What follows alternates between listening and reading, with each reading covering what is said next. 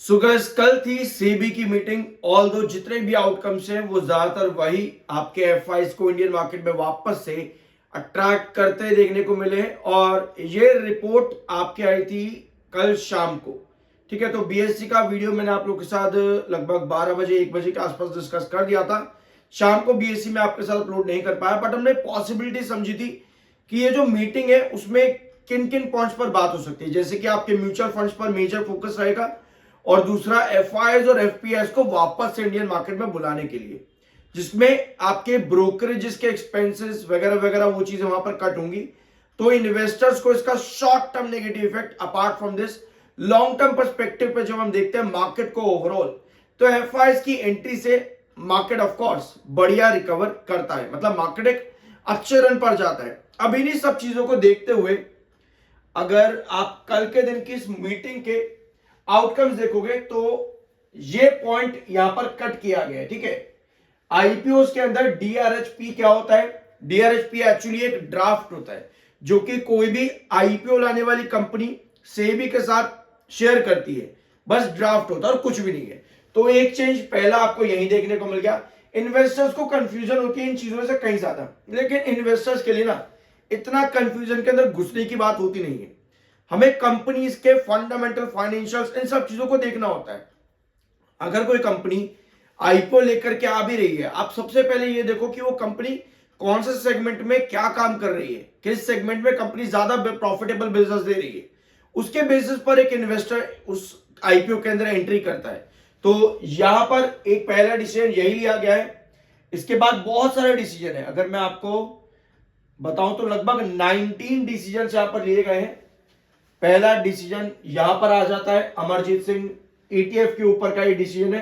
Streamlining the borrowing framework, borrowing framework के ऊपर है जो कि ईटीएफ में आता है। इंस्टीट्यूशनल इन्वेस्टर्स और एफपीआईस, पहली बात यहीं पर ही आ जाती है कि इनके लिए इंडियन मार्केट में फ्लेक्सिबल सिस्टम बनाने के लिए ये डिसीजन यहां पर पहला था। उसके बाद आता है अगला पॉइंट। ये वाला पॉइंट आपको मिल जाएगा आईपीओ प्राइसिंग के ऊपर ही, इन्वेस्टर अवेयरनेस। देखो, अगर मैं आपको पूरी बात बताऊं इन कंक्लूजन, जो कल के दिन ये पूरी मीटिंग थी, पहली चीज एफआईएस एफपीएस को वापस इंडियन मार्केट में अट्रैक्ट करने के लिए, एक्सपेंसेस और रूल्स और रेगुलेशन उनके लिए आसान बनाने के लिए ये मीटिंग थी। दूसरा पॉइंट, इन्वेस्टर, एक रिटेल इन्वेस्टर को समझदार यानी कि एजुकेट करने के लिए भी स्टेप्स लिए जाएंगे आगे जाकर के। ये मीटिंग पर टोटल इन 2 स्टेप्स के बारे में बात करिए। अगर हम इसके पूरे आउटकम देखेंगे तो लगभग टोटल 19 पॉइंट्स है, लगभग टोटल 19 पॉइंट्स है। आप चाहो तो यहां पर इनको रीड भी कर सकते हो। ठीक है, लगभग टोटल 19 पॉइंट्स है। Protect investors, multiple fund raising model कैसे होते हैं कंपनीज के, उनके बारे में बताया गया यहां पर। तो ओवरऑल ज्यादा कुछ यहां पर नहीं है कि हमको मार्केट में कोई टेंशन लेनी देखने को मिले। ठीक है, मार्केट भी क्या कर रहा है आपका, बिल्कुल एग्जैक्ट उसी तरह से जिस तरह आप बीएससी लिमिटेड पर इतने दिनों से देख रहे हो। अपवर्ड एजेस पैटर्न, उसके बाद साइडवेज। ये बीएससी इस तरीके से काम कर रहा है, अपवर्ड एजेस पैटर्न बनाने के बाद साइडवेज पैटर्न के अंदर 2620 2720 के बीच में। उसी तरह सेंसेक्स भी आपका एक अपवर्ड एजेस पैटर्न बनाया, टॉप हाई पर गया 85,000 समथिंग पे, उसके बाद 84,000 और 85,000 के बीच में सेंसेक्स भी आपका कंसोलिडेट कर रहा है।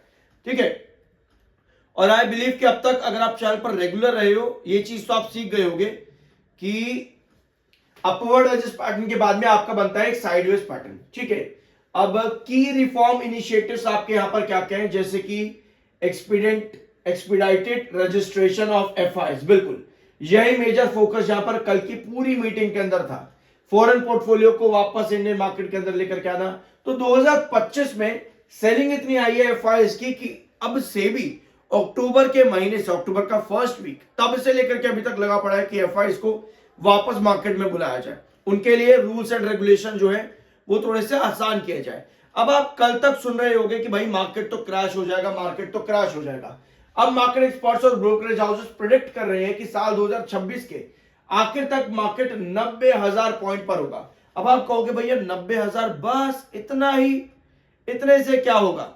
कम से कम 1 लाख तो कर दो भाई मार्केट 2026 के आखिर तक। भैया मार्केट है, कोई बॉल नहीं कि उठा करके फेंक दी और चलता चला गया। ठीक है, तो 90,000 पॉइंट मार्केट के लिए एक बड़ा बेंचमार्क रहेगा। अब देखते हैं क्या करता है मार्केट आने वाले साल के अंदर। ऑल दो मार्केट में टेंशन पता है क्या है, अभी आपके सामने क्या आया था, रेट कट आया था ना, लेकिन मार्केट को कुछ नहीं मिला, वहां पर कोई बुल रन गया मार्केट के अंदर। क्यों नहीं गया? क्योंकि उस एक रेट कट ने ये अनसर्टेनिटी दे दी कि भैया आगे जाकर के रेट कट होगा या नहीं होगा। मतलब एक तो पॉजिटिव न्यूज आ गई, उसका इंपैक्ट तो चलो छोड़ो, मार्केट वो भूल ही गया। मार्केट इस तरह की टेंशन पे आ गया कि अगला रेट कट आएगा या नहीं आएगा। तो मार्केट में बहुत छोटी छोटी बातें होती है। एक लॉन्ग टर्म इन्वेस्टर को इतनी सब गहराई पर नहीं उतरना चाहिए। एक लॉन्ग टर्म इन्वेस्टर अगर आप हो, आपको यह देखना चाहिए कि कंपनी आने वाले रिजल्ट्स कैसा देगी, कंपनी पे जिस सेक्टर में कंपनी काम करती है वहां कोई नया रूल और रेगुलेशन तो नहीं बन रहा। इन चीजों पर फोकस देना चाहिए। अगर आप देखो कि भाई जापान क्या कर रहा है, अपना रेट कट कर रहा है कि नहीं कर रहा, अमेरिका रेट कट कर, भाई ये हर तीसरे महीने में चलता रहता है।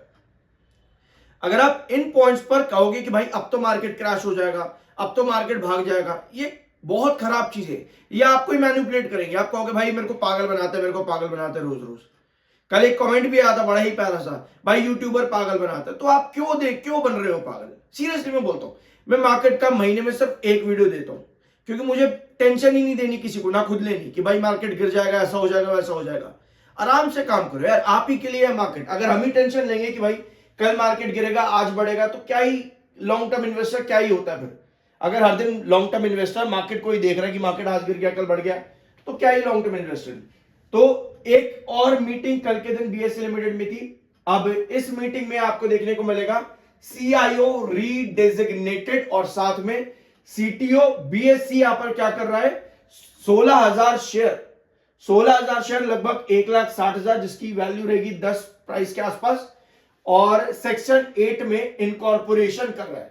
अब सेक्शन 8 कंपनी क्या होती है यह जानना जरूरी है। सेक्शन 8 सेबी के रूल्स एंड रेगुलेशंस के अकॉर्डिंग असल में सेक्शन 8 कंपनी होती है आपका कंपनीज एक्ट के अकॉर्डिंग प्रमोट करना चैरिटेबल ऑब्जेक्टिव, जैसे कि art, science, education, sports, social welfare, environment protection and all.